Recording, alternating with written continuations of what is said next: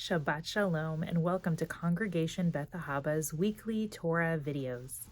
This week's portion is called Bishalach, and it is one of my favorite portions because, of course, it contains the Song of the Sea, Shirat Hayam, one of the oldest and most well-known passages in the Torah scroll.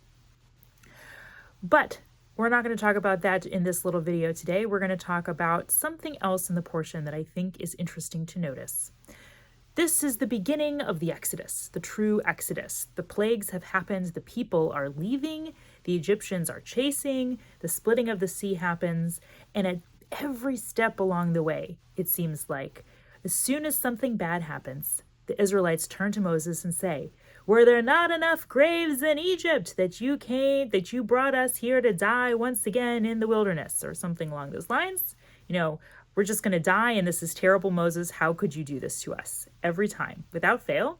And this continues even after this week's portion, but we see it start to happen in this week's portion. Why is this noteworthy? Well, as somebody I can't remember taught me in my youth, you can take Israel out of slavery, but can you take slavery out of the Israelites? In other words, sometimes when we've experienced trauma or traumatic circumstances, it affects our outlook on life and our perception of the reality around us. So one of the lessons that we can learn as we move through the unfolding story of the Exodus is to be reminded that whenever we encounter challenges in our lives, we have to ask ourselves the question, to what degree is my negative response to this challenge a result of previous experiences and previous trauma or negative things that have happened to me in my life?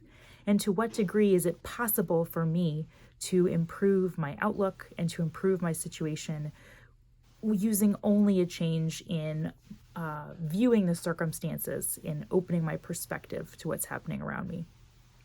So I hope that we're able to ask ourselves this question as we read this week's portion and in the weeks to come. Shabbat Shalom.